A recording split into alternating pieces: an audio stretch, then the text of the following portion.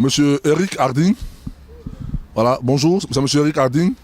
Je suis un citoyen ivoirien, mais en même temps un citoyen du monde, un citoyen africain. Voilà, j'ai la peau noire, je suis fier.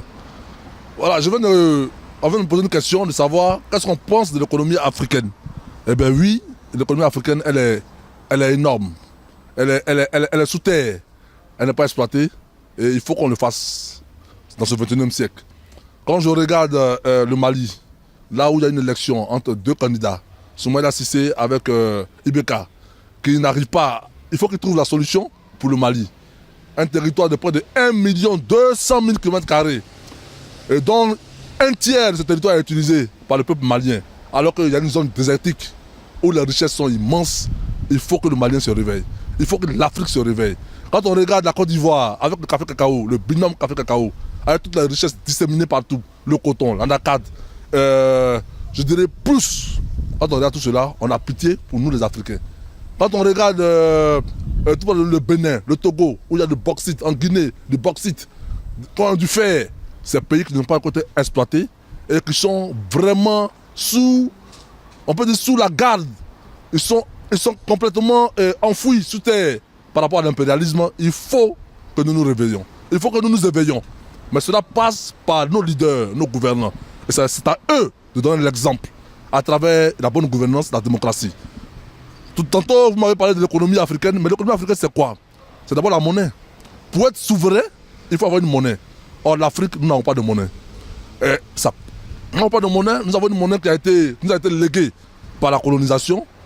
Et c'est cette monnaie depuis les années 45 qui est notre monnaie. Il faut trouver une solution à cette monnaie pour que les Africains puissent au moins avoir une part dans cette économie.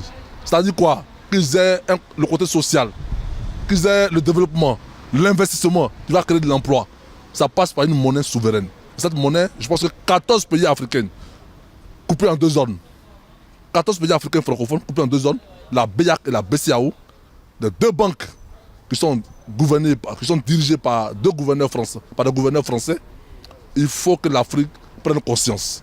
Il faut que l'Afrique sache qu'on ne peut pas avoir 14 pays francophones et avoir une monnaie qui est faite à Chemaillère, dans un village, dans une localité de la France. 14 pays francophones qui laissent 450 milliards d'euros dans les comptes bancaires français, au trésor français. C'est gravissime. 450 milliards d'euros, je dis bien. Et imaginez-vous cette somme, elle se trouve dans la Banque centrale française.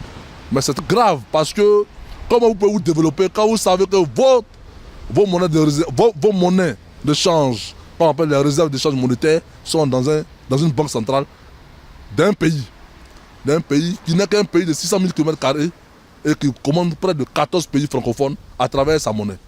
Elle nous impose une politique économique. Et cette politique économique pèse sur nous, Africains, sur nos paysans, sur nos enfants, nos générations, ceux qui sont nés il y a cela depuis les années 2000, les générations à venir.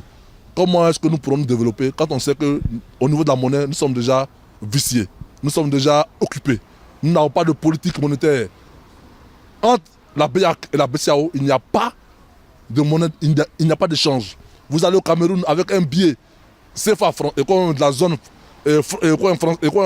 zone ouest francophone, vous ne pouvez pas l'utiliser dans la zone francophone centrale. Mais c'est grave, c'est gravissime. C'est jamais vu, c'est de l'escroquerie morale, c'est une arnaque du 21e siècle depuis les années 50. Il faut vraiment que ça change, il faut qu'on avance. Et je le dis toujours, c'est ceux dans l'union, comme les Blancs le font, j'appelle ça l'union sacrée, que nous, fils africains, nous pourrons nous retrouver. À travers quoi? À travers des politiques d'échange, entre des programmes de gouvernement, de grands investissements. Il faut créer des banques, il faut créer l'investissement, il faut réfléchir à tout cela pour qu'on puisse se retrouver afin de faire avancer le peuple africain. Surtout le peuple francophone, noir africain. Au niveau de l'Afrique de l'Ouest déjà, on peut déjà commencer. On a déjà des mécanismes tels que la CEDEAO, l'UEMOA, qui sont des mécanismes qui permettent d'avancer. Mais il faut aller plus loin. Il ne faut pas rester à un stade, je dirais, embryonnaire, qui nous fragilise, qui nous enfonce, qui ne nous permet pas de lever la tête haute et d'aller de l'avant. Chers Africains, chers citoyens, chers compatriotes, il faut qu'on se réveille, il faut qu'on s'éveille. Mais cela aussi passe aussi par la manière de nous comporter entre nous Africains, la solidarité, l'union, entre fils de même continent. Il faut se parler. On peut avoir des divergences d'opinion, mais on n'a pas le droit de s'entretuer. Quand je vois la guerre en Centrafrique, la guerre au Congo, la guerre en Côte d'Ivoire, qui fait aujourd'hui 7 ans, même après la crise post-électorale qui continue toujours, la guerre au Mali avec l'Azawad qui n'existe que de nom, parce que c'est une guerre imposée au Mali, les Maliens doivent se réveiller. Quand je vois tout cela, j'ai mal pour l'Afrique. Et ça fait mal de savoir qu'un continent peut avoir des milliards et des milliards de richesses enfouies dans le sol et qu'il n'arrive pas à s'en sortir pour donner à manger à son peuple. Et que les gens s'évadent, ils migrent vers d'autres territoires, c'est grave. Il faut se réveiller, il faut trouver les solutions. Les solutions sont en nous, les ressources sont en nous. Nous sommes capables de pouvoir vaincre la monicité, capables de pouvoir relever le continent. Et cela passe par des mesures, par des leaders qui ont une vision pour toute l'Afrique, par des leaders qui sauront nous permettre d'avancer et de savoir ce que nous voulons. C'est tellement simple à comprendre que tant que le blanc vous mettra au pouvoir, vous serez toujours le sous-préfet du blanc. Parce que le blanc lutte pour sa population et les générations à venir. Nous sommes aventuriers, on sait de quoi on parle. Venez dans les pays européens, je vous encourage à venir tant que vous serez pauvres. Mais en même temps, il faut que nos dirigeants se réveillent pour dire non à la France, aux Occidentaux, que nous voulons parler d'égal à égal dans un partenariat gagnant. Un partenariat gagnant, c'est quoi? Quand vous investissez dans un pays africain et que vous utilisez le coltan qui permet de faire des centaines de millions de portables, il faut que le pays, le Congo, puisse bénéficier de ses entrées financières en tant que pays producteur du coltan. Quand vous prenez le café cacao de la Côte d'Ivoire, le binôme, qui en France ici, le chocolat coûte pas de 2000 à 500, et 2 euros, 7 euros, 8 euros, 10 euros, 15 euros, et que la Côte d'Ivoire, le kilo de café, quand le café cacao coûte 300 francs en Côte d'Ivoire, c'est un scandale. Alors que partout, on utilise l'espresso. L'espresso est bu partout. Le café s'utilise partout. Le chocolat, on n'en parle pas. En Suisse, en Allemagne, dans tous les pays occidentaux, le chocolat s'utilise. Mais pourquoi les pays africains, pourquoi la Côte d'Ivoire n'arrive pas à s'en sortir? Quand vous prenez le Mali, qui a 1 million 200 000 km2, avec du diamant, de l'or, des matières, du bauxite, du fer, et que le Mali n'arrive pas à s'en sortir, et que ses fils migrent vers les territoires occidentaux, c'est-à-dire que c'est une mauvaise politique.